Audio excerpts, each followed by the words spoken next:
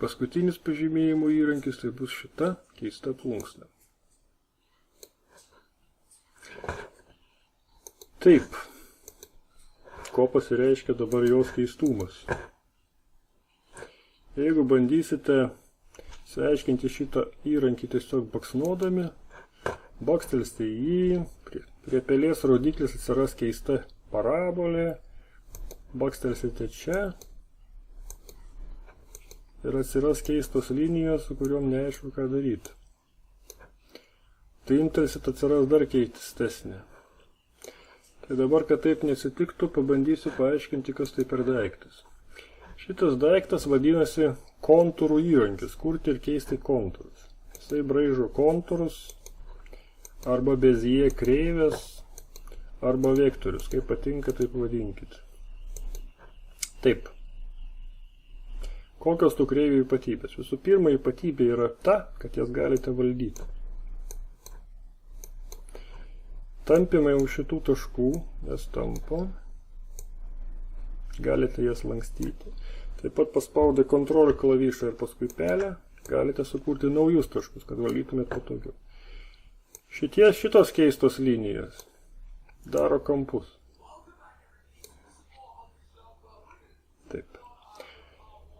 Dabar kam šitie dalykai reikalingi? Su jais galite labai tiksliai piešti ir labai tiksliai pažymėti. Čia, jūs jau visi turbūt žinote, yra sluoksnių langas, bet šitam lange taip pat yra ir kontūrų dialogas. Dabar kontūrų dialogą, kaip įsimenami sluoksniai, taip įsimenami ir jūsų nupaišytis kontūrai. Tik tai pagal nutylėjimą jie būna užgesinti. Dabar jeigu jūs jungsite kitą įrankį, kontūras pradings, bet iš tikrųjų jisai atsiras va šitam kontūrų lange. Čia uždegsite akį ir vėl atsiranda jūsų kontūras ir įjungus šitą įrankį, jūs vėl galite jį valdyti. Dabar ką pasakysiu? Šita linija, kurią jūs matote, nėra nupiešta nuotraukų. Tam, kad jinai būtų nupiešta, reikia eiti į valdymo langą ir paspausti apvesti kontūrą.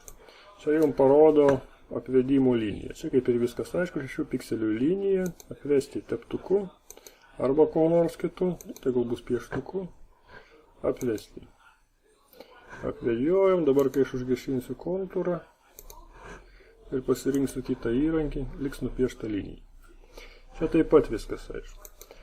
Antras dalykas, kontūrų galima labai tiksliai apvedžioti. Tai yra, aš galiu pasirinkti kontūro įrankį ir labai tiksliai apvedžioti savo pelėdą, kadangi aš galiu jį valdyti. Tai yra vėlgi, kaip atsimenat, nors jisai ir užgeso.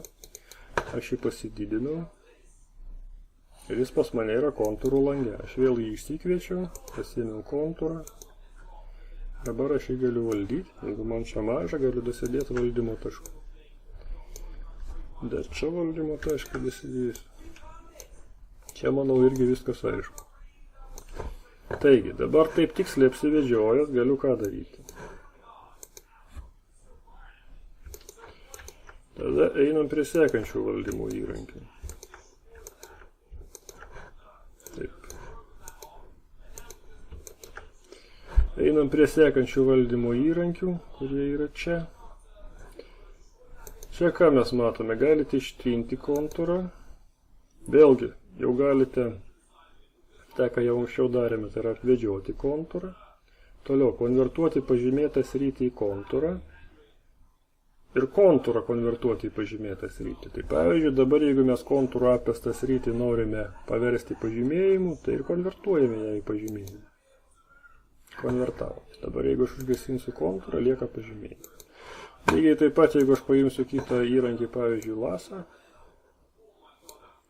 padariau pažymėjimą, aš jį galiu konvertuoti į kontūrą. Štai mano lasas, konvertuotas į kontūrą.